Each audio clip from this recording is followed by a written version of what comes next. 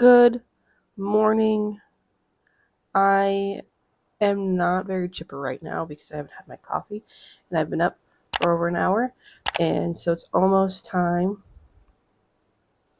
to get coffee. Wait about 90 minutes and it'll actually do you something. Welcome to my channel. My name is Tabatha Whiteside. I am an author, a wife, a mother, and a homeschooler. I don't know. I you know what I mean. Anyways, it's pretty early in the morning, and I just kind of want to run you through what I've been up to since I last uploaded here, long form here. I started writing a book, and then I started to post that book with a podcast to Substack, and then I stopped because the book wasn't right. So basically halfway through writing that book, I took a break. It's like, I need to restructure this because it's not working out like it should. So I took a break. And then I started writing another book, which is a Christian romance set in the heavy metal scene, based off of my husband and my relationship. Okay? And then I was like, okay. I had to take a week or something off. I don't remember why, but I didn't want to, but I ended up having to take a week off. And then I think I took it off when we started school so that I could work on getting all that figured out. I also have allergies, so I'm kind of stopped up. So I sound a little funny. Anyways, the routine of school. At the same time, like a week or two earlier, a family of 4 came to live with us. And they have been with us since July. And they will be with us until Saturday of this week, which is the 13th of September. Okay. So anyways, so I took a break off from writing the romance novel. But I am a creature of habit. I really enjoy and need to have a routine. If I don't have a routine, then I don't do anything, and it's my self-worth goes down. Not that my self-worth should be tied into the work that I do, but it is. Okay. It's gotten better. That's for a different thing to talk about. Right now we're talking about my writing, okay? Stay on the subject. Come on. Sorry.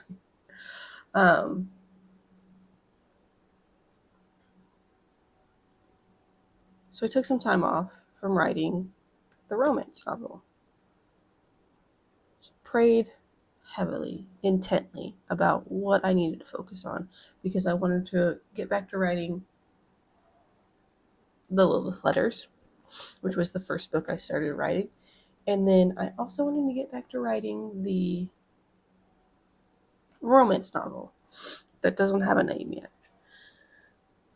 Right? So I wanted to write these two things, but I didn't have enough time to do them both, and I couldn't decide what was the priority. So I'm praying.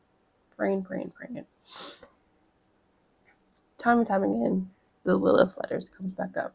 The Lilith Letters. I notice a habit of mine when I'm on my computer where I'm typing away for the book. I also get distracted. I'm like, ooh, here's a ADHD thought. Let me go check that out. Here's another one. Let me go check that out. And I don't do much in the way of work, of writing. So I decided to, through all this, before I get to that point, I kept having the thoughts of making it a trilogy where we have the Lilith Letters, which are inspired by the Screwtape Letters by C.S. Lewis. The Lilith letters are female-based. They're female-focused on the modern woman and the lies that surround womanhood. So that's the Lilith letters. Then I was like, I really want to write more than that. Because the Lilith is straight up demon. Okay, there's no coming back for Lilith. She is the problem. Okay, she's the villain in this, and she's instructing Jezebel, who is based off of Jezebel from the Bible and the spirit of Jezebel. But Jezebel is a warning because she was a human, and her soul was tormented and then pulled out to be a tempter.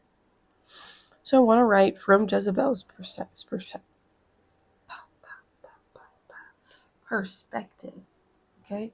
Jezebel, we need to see the warning of what happens when we don't follow God, when we don't follow the rules, the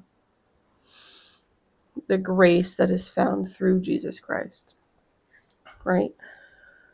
So, second book is Jezebel's journal, where she's writing about what she's doing, what she's having to do, and coming to grips as well as she can with the fact that this stuff was all done to her, and she believed it, and that's part of why she fell, literally, but also figuratively, like she fell down into the depths of the earth, into Sheol, into hell, into the trash pit. Like, she fell. But there is hope throughout all of this story, because in the last book, it's the patient's prayers. It's the patient praying to God and asking for help through the struggles that she's dealing with and fighting through the thoughts that she's having, the struggles, the temptations, as well as recognizing God's hand throughout it all, the trials, the tribulations, everything. God was there, helping her, giving her a way out, protecting her in some instances, calling her home. God was always there. So the last one is about the patient, like, figuring it out. And it'll end with the patient writing a prayer of defense for her future daughters or daughter. Right? Those are the books. But as I found, I was getting distracted by technology. I couldn't just sit down and type and not take like a moment to go, more than one moment, but a moment to go watch a YouTube video or to go look this up or go do that or go online window shopping, that kind of thing. Like, I was just getting distracted. And when I'm the least distracted, because there's not an option, is when I write, long form, long hand, when I'm writing. And I like to do that more. When I pray, I write in a prayer journal majority of the time. I enjoy writing. So that's what I'm doing. I'm handwriting all three of these books and the notes for the books. And what's cool, like I keep thinking, is like I'll have a handwritten first draft, and I can physically see like the progress that I'm making. Like, one of these books is 200 pages, front and back. 100 pages, 100 sheets, 200 pages. You know, so it gives me a good idea on where I'm at. I'm more so just wanting to tell you what I'm doing. That's kind of the point of this video. Where I've been. I did start a TikTok, and I've got video ideas. Not short form video ideas. I'm not a short form kind of gal. I'm a long-winded girl. Okay. I can talk a lot, and I've been told to not talk all my life, but now I'm over 30 and I can kind of do what I want. So all those years of having to be very quiet and poised,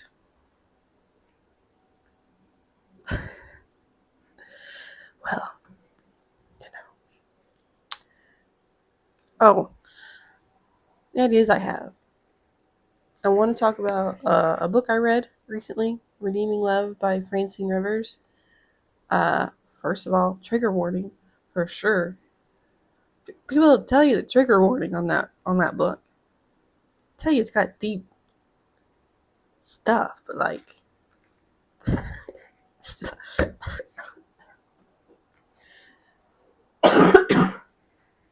we need trigger warning, okay? So a book review on that, and then a book review on Stephen King's writing, as well as like a deeper video on books I would read if you want to get into writing and how to like learn the craft of writing and help strengthen that craft. I do have a short. I don't know if it's on here yet or not, but if it is, I'll pin it. Do I have anything else over here? No. And then writing vlogs, because that was the thing. The next video I'm gonna be putting out, or one of the next videos, I don't know if it's the very next one or not, is about TikTok book talk marketing. We're going to specifically look at Audra Winters, because at the beginning people were trying to claim that she was a marketing genius.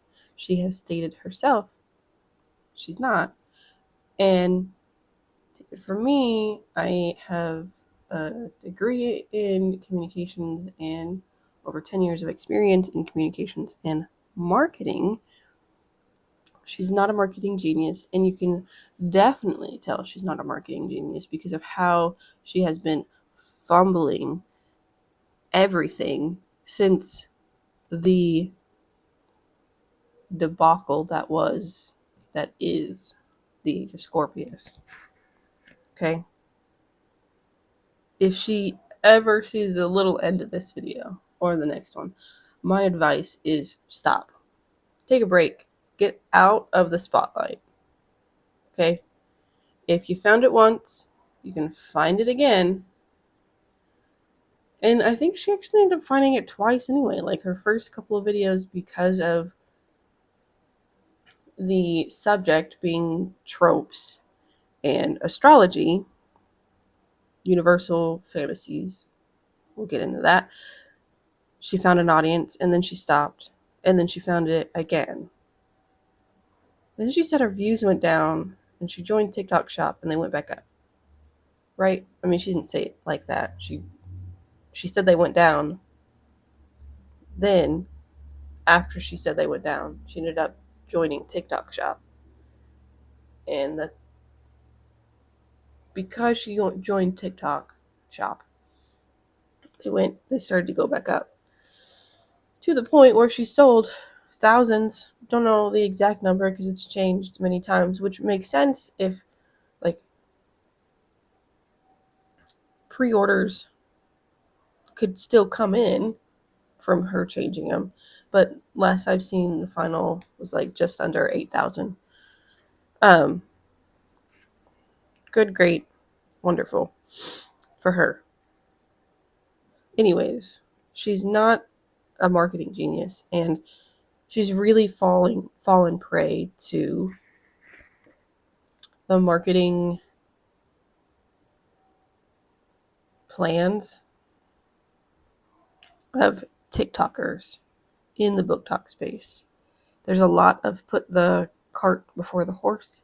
And if you've if you looked at any of her videos, she hadn't finished editing the book before getting thousands of pre-orders. Y'all stop doing that. Have your product done and ready to go before you set pre-orders. It's really stupid not to do that. I told my husband to do this one time. He had an album that he set a date to release. He hadn't finished it yet. And then he spent at least a month where all he did was write the song, record the song, mix the song, master the song. I think it was at least a month or longer. That's all he did. He worked and then he came home and that's what he did. Because he had to get it done, because he set a date and people were expecting it. Don't do that to yourself. Don't do that. Get the product done. Get the product done. Okay? Get it polished. Get it so good. You know it's good. You believe this is so good. I'm so excited for the world to see this thing. Then set a pre-order date. Set a pre-release date or whatever. Then start to talk about product. Create a campaign around product. Okay? Don't think you're going to miss out on money if you don't start now. You don't start promoting it now while you're working on it, because people will be so excited about it. Yes, but also no, because they're going to get tired of waiting. I'm going to be like, all you talk about is this thing that I'm not fully attached to, because you don't know how to talk about it because you're still working on it. Books change as you write them. Okay? You have a plan. Try to write that plan. The plan changes because the story changes. Because the story, while you have your path that you're going on, I think of the verse in Psalms. Maybe it's Proverbs. Man makes plans for his life, but the Lord orders his steps. Right? You've got a plan for your book. If you're a Christian author, I encourage you to invite the creator into your book, because he's the essence of creativity. Okay? So invite that in and watch where the story goes. You have a plan, but God can order it in a different way. Okay? Anyways, don't put the cart before the horse. Don't start promoting a book that you've not finished writing. Okay? If you're in the editing phase, if you're in the final phases, go ahead. You know the story. Okay? It's not going to drastically change so much that you don't know the story by that point. But if you're in the process of writing it, promoting it, which I know is kind of I understand the irony of this, telling you what I'm working on. I'm not telling. I'm just excited about it. And I want to tell people about this idea that I'm working on, because it's important for me to tell you where I have been, what's been going on.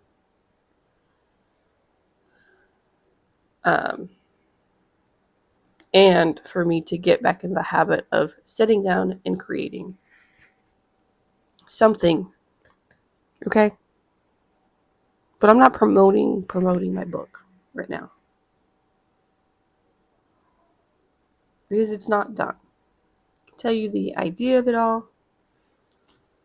what I want to happen, and that's it. My full-on like content is not going to be about writing my book. It's going to be about the other things, like talking about book talk and book reviews and marketing, film stuff, stories, right? Anyways, I should get off before this is an hour long. You can find the Substack to read like the first version of the Lilith letters down below, as well as have a podcast where the letter is read by Lilith, and then at the end is a commentary on the lies within that specific letter and how to combat them as a Christian. So all that's down below. You can follow me here. I'm gonna go get my coffee now. Okay. See you in the next one.